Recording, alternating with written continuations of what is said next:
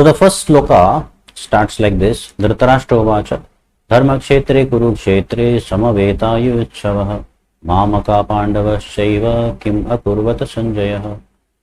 So here Dhritarashtra is inquiring from Sanjay. Sanjay is sitting in the room of Dhritarashtra. Dhritarashtra being blind, he requests to understand what's going on in the battlefield of Kurukshetra. Battlefield of Kurukshetra is quite far, and Sanjay, being the disciple of Vyasadeva, has been empowered to envision what's going on in the battlefield sitting in the room of Dhritarashtra. So Dhritarashtra's inquiry here is very, very pertinent, that he is asking a very, so if you see from a logical perspective, it would feel like a foolish question, but the purpose why he is asking is very, very relevant for him. So he is asking that dharma kshetre kurukshetre. So Kurukshetra is a representation of a dharma kshetra or a religious place. So Dhritarashtra is inquiring that after my sons and sons of Pandu got together, what did they do? So apparently it is understood that sons of Dhritarashtra and sons of Pandu, they were face to face for a determined engagement of fight. But the question asked by Dhritarashtra here makes it relevant in the way that Dhritarashtra does not want the effect of the religious holy place to have on their sons, that they would compromise to have the fight. So he is determined to have the fight.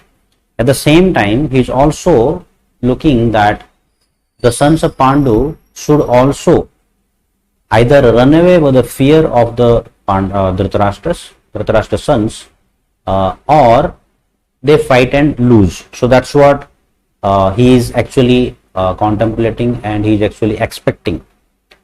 So here it is also clear for the Dhritarashtra's party and the Pandu's party, the sons of Pandu, that Dhritarashtra is separating both of them. He is asking Mamaka. Mamaka means my sons. Pandava means Pandu's sons. So he has differentiated his sons and the sons of Pandu from the family heritage from the beginning only, but then he is also reiterating now that he has already differentiated them. So his sons and the sons of Pandu, they have come together. Now what did they do? The question seems like foolish, because they have accumulated, they have come there for a determined purpose of a fight. So this question does not make sense. But why he is asking that his sons should not compromise?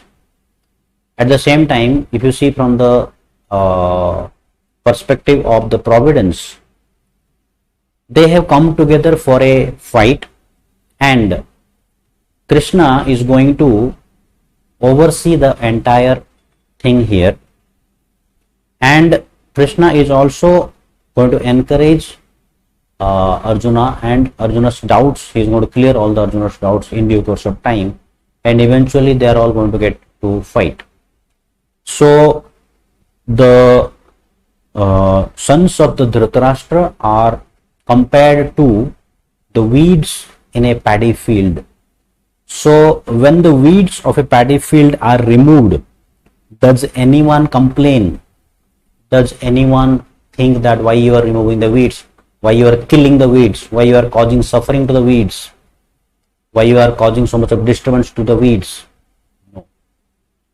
So whenever the weeds are there, weeds are supposed to be removed, whether they are weeds in the field of a paddy field, or whether they are weeds in the society. So here the sons of Dhritarashtra are compared to the weeds of the society, and they have created much havoc so far, not only in the lives of the Pandavas, but also in the lives of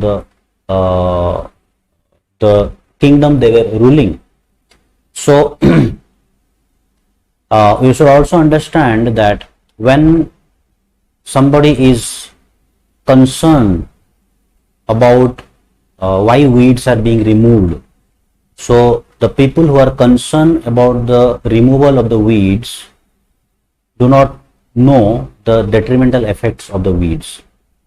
So now another concept is, we sow paddy in the paddy field. We do not put weeds. We put fertilizer and water and nourishing elements for the nourishment of the paddy or the crop that we are looking at. We do not expect that the weeds or the grass, they take all the nourishment, but they also do take all the nourishments. So in due course of time, whenever they are visibly seen that the weeds are actually growing by taking the nourishment of the paddy or the crop that we are expecting, we go and in the right time we pull out the weeds. So if we have compassion on the weeds will grow, and if we are compassionate on the weeds, then we will only suffer, because the crop or the paddy is going to suffer, because we are not going to get the expected result out of the crop that we have actually invested our time, money, energy and resources for growth of that particular crop. So it is understood that removal of the weeds is very, very necessary, and removal of the weeds should not be seen as a violent act, or should not be seen as a irresponsible or a causeless, harm to the thing that we are looking to remove, to the particular weeds. So it takes little intelligence and understanding to understand what is a weed and what is a paddy in our own lives also. Similarly, we also have a lot of weeds in our consciousness, in our mind, and also in our existence. So we should also work to remove those weeds, because they are also flourishing by the same nourishment that we provide to our own body and mind. So our responsibility is to feed the good thoughts and good deeds that we do, and it is also our responsibility to remove the weeds, or rather don't feed on to the weeds that they are demanding nourishment. So we should not put our effort, endeavor and consciousness to nourish the weeds, rather remove those weeds as and when required. And no matter how many weeds you remove, they keep coming up. That's the nature of the weeds. That's the nature of the bad thoughts that keep coming up in our mind also. So in essence, we should try to give as much nourishment to the paddy or the good thoughts that is happening in our mind, and nourish them. At the same time, pull out the weeds, make a determined conscious effort to pull out those weeds that are actually causing a suffocation. They are choking the actual crop, and they are sabotaging all the nourishment out that is meant for the actual crop. So Arjuna here is trying to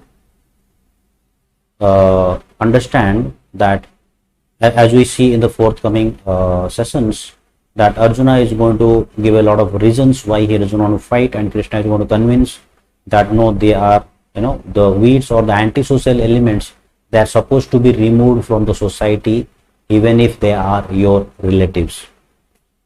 So hope it makes sense to all of you, and please continue watching this series, and we'll get through each one of the slokas in due course of time. Thank you very much, and don't forget to subscribe and share this content. Thank you.